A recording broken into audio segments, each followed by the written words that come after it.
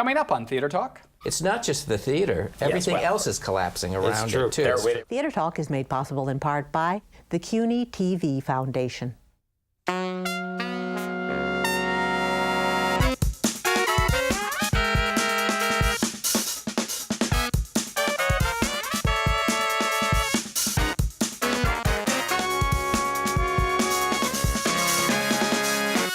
Mike Kuchwara was the drama critic for the Associated Press for 25 years. He was with the AP 40 years.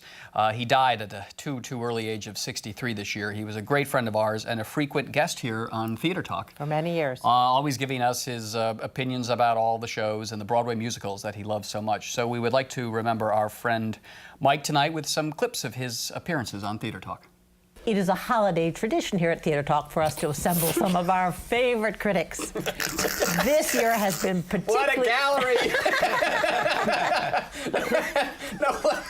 But this year has been particularly ghastly for more reasons than the shows we have seen.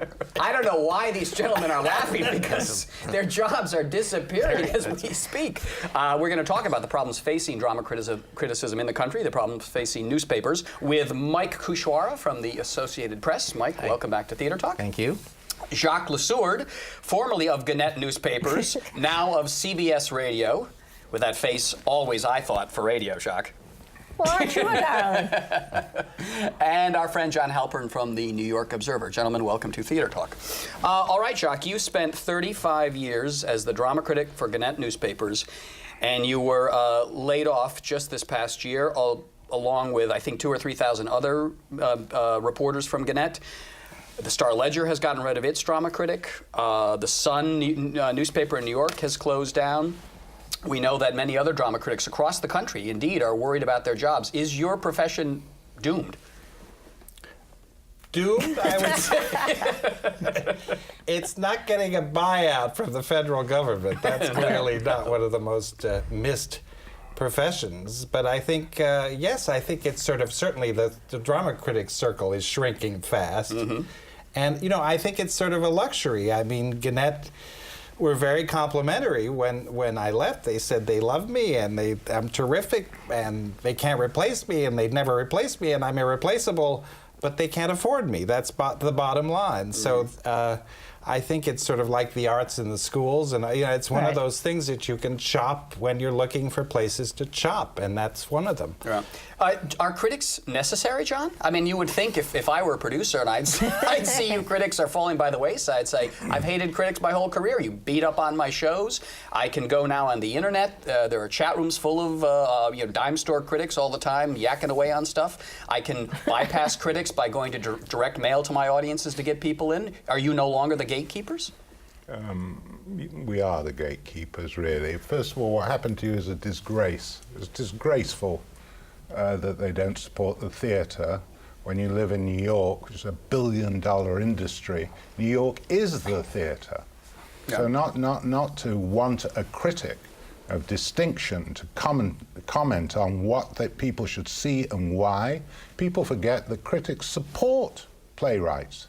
They support shows as well as critique them. Mm-hmm. So yes, they're very, very necessary. Of course they are. You know, I think also critics, there's a shrinking of critics who are generalist news people. That's disappearing now. Everybody's on a little theater geek. Yeah, and I think the critics tend to be that, with the possible exception of Mike Kuchwara, whose empire grows. Well, I was going to say, now sitting to your right is a drama critic who everyone, Mike, on Broadway tells me your power is increasing day by day because working for the Associated Press, when these papers lay off their drama critics, they're going to be using Mike Kuchwara reviews. Your empire is going to stretch across the land. Well, the mainstream critic has totally disappeared. I mean, the days of Time Magazine, Newsweek, all having critics, where a playwright could appear on Broadway and the next week you'd be on the cover of Time. Last year, if Time Magazine was smart, they would have put Tracy Letts on the cover of Time. They're in enough trouble circulation as it is, Mike. That's true, that's true.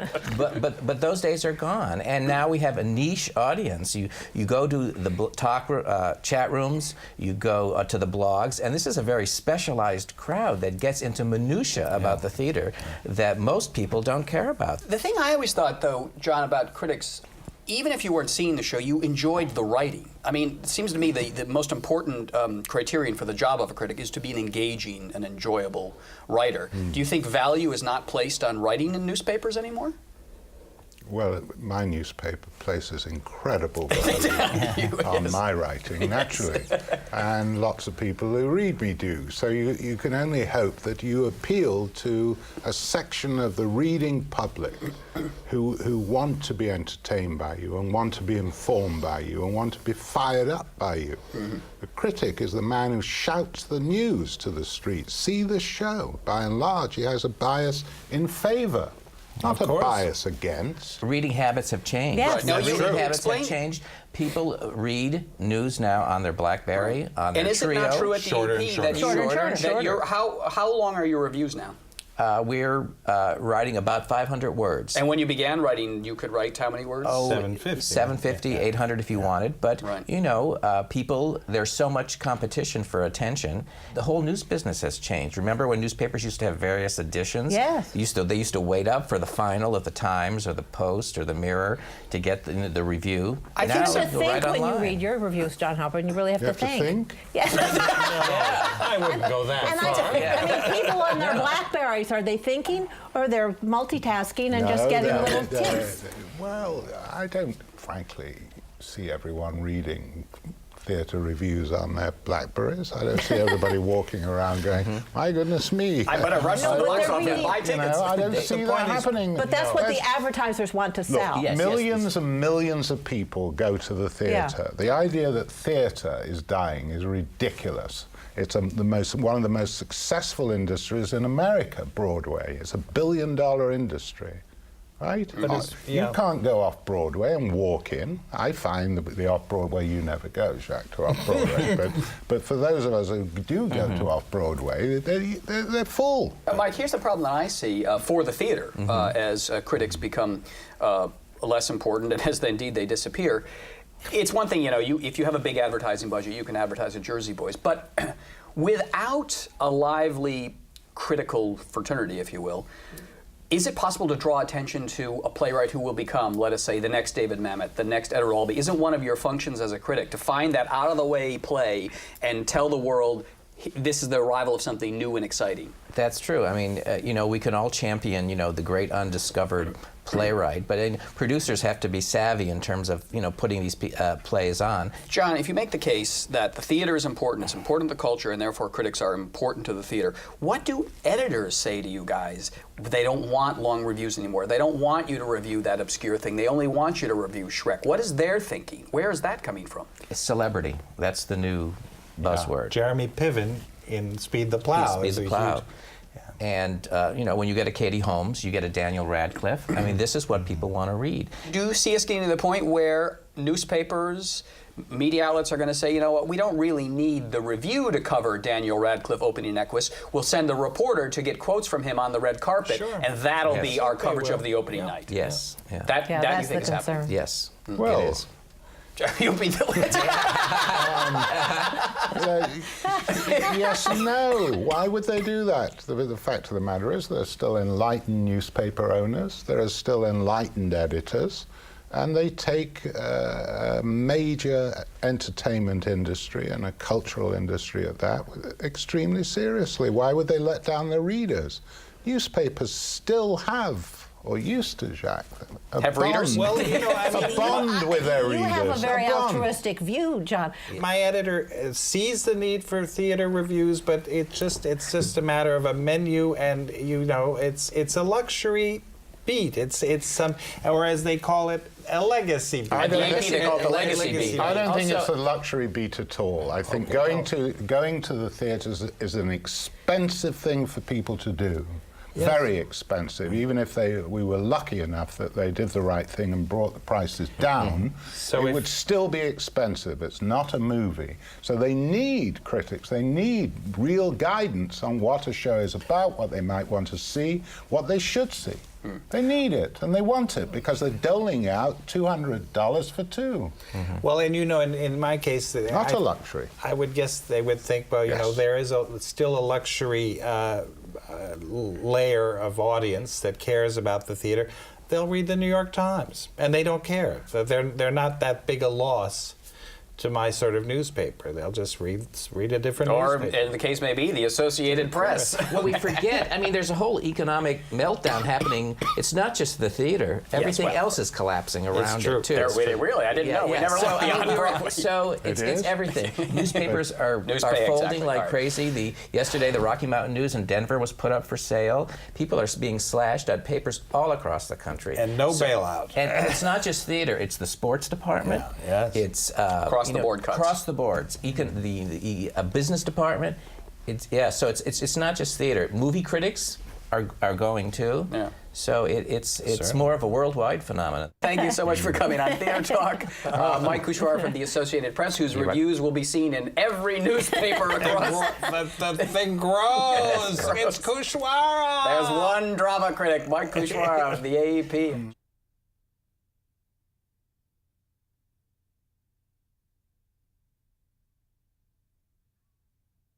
I'm a drug addict.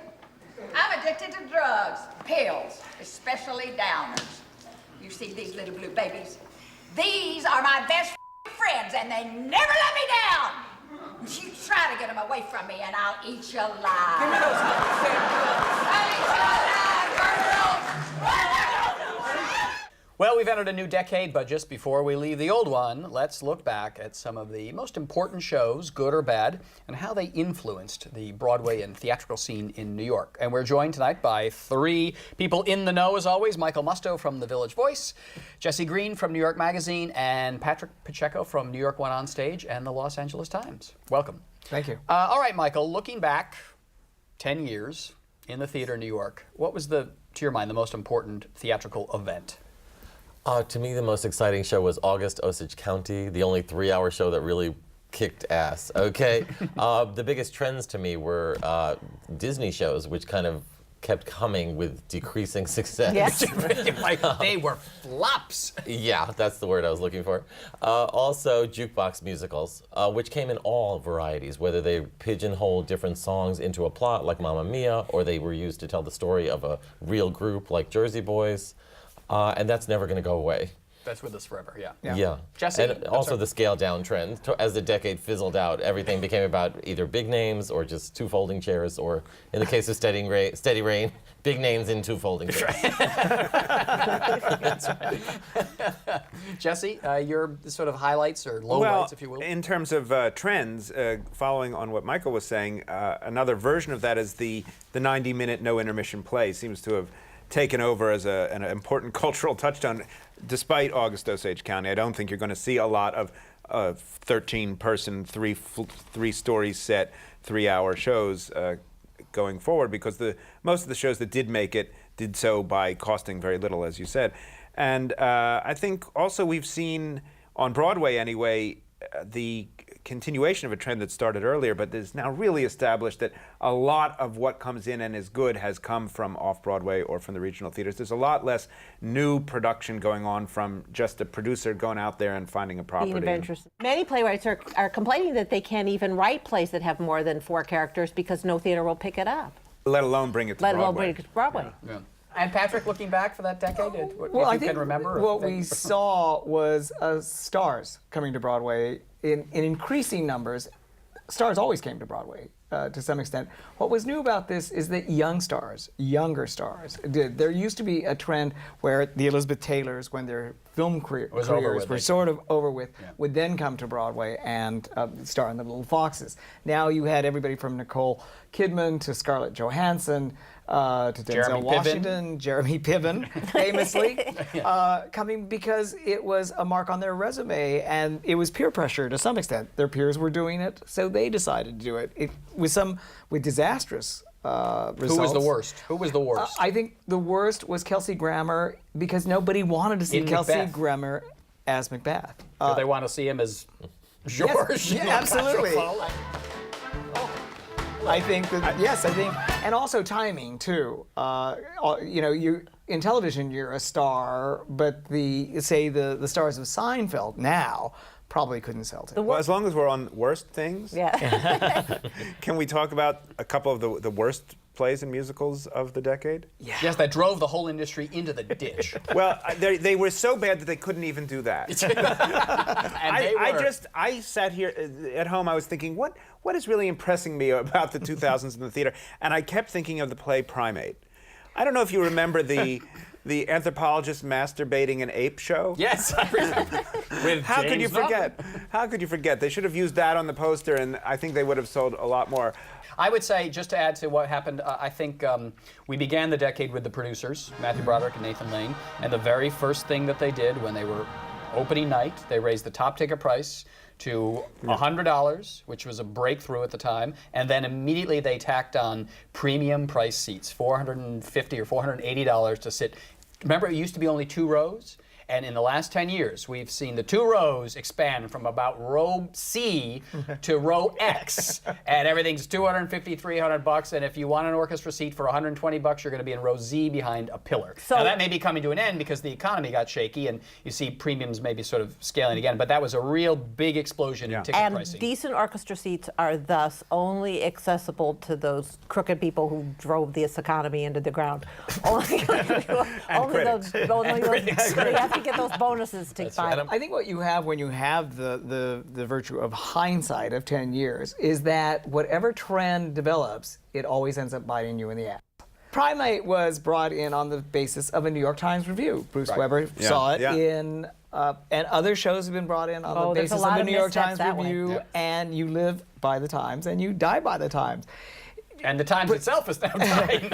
Producers was an enormous hit. They could do, premium pricing. When Young Frankenstein came in, all these ticket brokers just scarfed up these tickets and got burned on them as well. So what you do have is, and Mamma Mia was this huge, so everybody said jukebox musicals, and a lot of producers were burned on the likes of Good Vibrations and all these other things. So watch it. Whenever you're following a trend. Now you bring up the death of the Times, so jokingly, but certainly a major. Well, a major trend was the way we covered this industry, and the rise, of course, of the internet and the decline of newspaper, the influence of newspaper criticism and newspaper writing, reporting about the theater. Well, the thing is, we have to wait till press previews before we can officially write. I do anyway. I don't know about you. Until we can write about the show and evaluate it. Online, they could actually get into dress rehearsals. And tell you everything that's wrong with the show. So by the time it's even beginning previews, the whole industry knows what needs to be fixed, what's good about it, and how the show is going to fare. Well, they know what a bunch of questionably educated online posters think is wrong with it. Media snobbery right here. Well, as opposed to questionably educated critics. Exactly. No, but seriously, I mean, okay, but at least with critics, they have a track record. You can say, I don't go with what that critic says, so I know I don't believe that critic. But you read something online and you go to see the show, and it's actually but those very people good. have a reputation too. I know that Jesse 21 is usually on target, and S'more might not be. But there's no question that gossip columnists, Michael, you had an impact on how critics approach a show. Critics have often referred to the buzz. Thank you for bringing me up, because I was going to say one of the big trends and one of the most influential things that happened in the last decade was the rise of my column. But let's talk about good things. In the New York Post. In all honesty, I know it's all a joke, but in all honesty, I do think that I did push things in a way that hadn't been pushed before. I went to see shows much earlier than reporters had gone before. I went to see shows out of town. And is that I championed ethical? things out of town, and I dumped on things out of town. And critics do respond now in their reviews to gossip. And there was a time when they would never respond to what was said about a show before. And there didn't used to really be theater, Broadway gossip covered in mainstream publications that much. You really introduced that in a big way. I think when Raul Esparza had the big fight with Rosie on the set of Taboo, that became headline news, and suddenly the whole world cared about a Broadway show. They didn't buy tickets, but they cared about the show and what was going on. Now, Jesse, do you want to say something about my impact? I was hoping you would just pass over me quietly. You have something to say on the subject? I have nothing to say. But one could argue that you having sources in these rehearsals telling about these arguments is damaging the process and may damage the ultimate product. And Michael, you do play a little loose with the facts from time to time. This started as a tribute segment. What happened? It's an intervention. Thank you very much. Now it's a Friars roast. Theater Talk. We'll see you next time. Good night. That's the But last shouldn't we time. say something about some of the highlight productions of the 10 years? Yes. Lion King. No, was in the 90s. That was in the 90s. All right, Okay, never sorry, mind. There are none. All right, so what Mamma Mia hath wrought. I mean, Michael, we saw it in Toronto. I loved right? it. You hated it. I loved it. I didn't like it in Toronto, didn't right? like it, But we but I saw loved- it, never thinking, we certainly didn't think that it was going to be the phenomenon that it was. And not only was it a phenomenon, but I think it also was made into a pretty bad movie that grossed $500 million globally. And I don't think you can underestimate, certainly, film musical and the impact that Chicago the Film Musical and Nine, Mamma Mia, has had in terms of bringing attention to the Broadway musical in general. And Broadway names. But going And back, Broadway names. people pay to have an experience on Broadway. I mean, that was what live theater is about. And Mamma Mia, you know, you could cut 20 of those 21 songs, but you stay for that mix that's so exciting that people go again and again just to have that uplifting experience. Who are these people? I don't know. I didn't- Middle-aged lady. No, I didn't. Blue-haired. I consider Mamma Mia to be immoral, so let's not even go there. But what I did like was Jersey Boys, where you're having a great experience being there at that live What one show did you with like them. the most in the last 10 years? For me, Caroline O'Change was the most moving thing I saw in the theater in the last 10 years. Dishwasher sang. No, that was Beauty and the Beast. I I have to go with Hairspray because it was an old-fashioned show, but it delivered. It was the new Bye Bye Birdie, I and agree it turned with out to be Hairspray, better too. than Bye Bye Birdie. I just want to say one performance, which I don't think I'll ever be able to forget, was Vanessa Redgrave Yeah. in Long Day's Journey into Night Yes. with Brian I had that Denny. on my list, too. Yeah, Yeah. that was a really, you were really seeing a great theatrical artist at the top of her game and Yeah. arguably the greatest American play. It's so hard for me to do it up properly now. I can never find my glasses. My eyes are getting so bad. Your hair's all right, Mama. I was only thinking how well you look. That's just what I've been telling you. I'll never forget because it really gives you some insight into how a great actress like Vanessa Redgrave works. Brian Dennehy was in the play, had done it in Chicago at the Goodman Theater. And he thought, easy, I got it down. Got the lines down, I got the character down. And he said, from the first day of rehearsal with Vanessa, I knew I would have to throw everything out that I knew and start all over again because her performance was so vibrant, so difficult at first because she was feeling her way that he knew he had to go with her. And it was a very difficult rehearsal period, but the results were among the most exciting things I've ever seen on stage. In a musical vein, Patti LuPone in Gypsy was in 3 decades of seeing theater, or maybe more. It was the most exciting performance I had ever seen. And I ditto Jesse on Caroline O'Change as well. The disappointment of the decade was that Stephen Sondheim did not have a hit good point, yeah. during the decade. Well, he And spent the entire 10 years working on Bounce. Well, I hope that we'll see it in this decade. I really hope that we'll see a great Sondheim musical because when you see revivals of his shows, they are peerless. And when you see a little night music, the idea of craft and whatever shortcomings this revival may have, when you see Hugh Wheeler's book married to his songs, wow. Oh, it's wonderful. It's wonderful. All right, so we got to wrap it up, but something that you wish to see in the next decade. Stephen Sondheim with a new show. Stephen Sondheim's success, commercial and critical. All right, take, Something take we're a looking forward minute. Take to. a minute. Well, I'd like to see Primate again. Okay, there you are. You know, a performance I really loved was Hugh Jackman in The Boy from Oz. Not a great musical, but again, I'm going to compare him to Vanessa Redgrave. To have an artist, I agree, I who's agree. really up there interacting with the audience and so great, it's a very special thing, and we don't see enough of it on Broadway anymore. Mm-hmm. Michael Musto? I thought you were going to skip me. No, we were expecting you to come up with one. We gave you time. You had a I'm minute. terrible at predicting. All right. I said No, Madonna. just something you'd like to see. Something I'd more like of, to something- see. yeah. How about an original musical that's not a jukebox musical, that's not based on an old TV show? Fair enough. With Patti LuPone. Fair enough. I would only say, going back, I would love to see one last show from Tommy Tune, because we really have lost that wonderful director-choreographer era that Tune came out of with Bob Fosse and Jerome Robbins and Michael Bennett. Tune was the last of them, and he's been absent throughout the past decade, and I think his absence really is felt. I'd love to see one more great Tommy Tune show. And he did way better with 9 than they did in the movie version. No question about it. So, all right, thanks, guys. We'll have you back 10 years from now.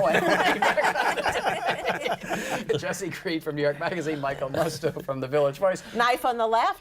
Fork in the Back. No, Close enough. What's the book doing it. called? Fork on the left, knife in the back. All right. And Patrick Pacheco from New York One on Stage and the Los Angeles Times. Thanks. Waking Sleeping Beauty. Your movie coming out about the Disney Wars in the animation department in the 1980s. Right, Which we that saw and creative thought was It's a period. great movie, terrific movie. Thank you. Light the lights. You got nothing to hit but the heights. You'll be swell. You'll be great. I can tell. Just you wait. That lucky star I talk about is there. Honey, everything's coming up. Roses and daffodils. Everything's coming up. Sunshine and Santa Claus. Everything's gonna be bright lights and lollipops. Everything's coming up. Roses for me and for you.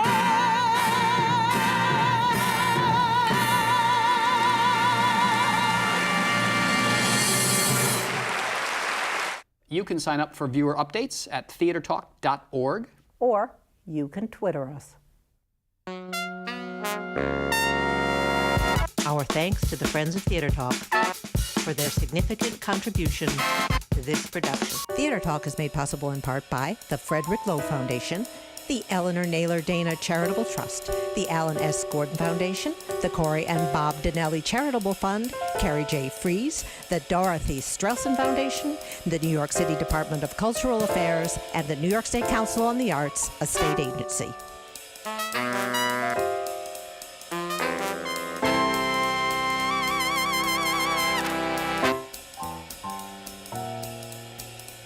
We welcome your questions or comments for Theater Talk. Thank you and good night.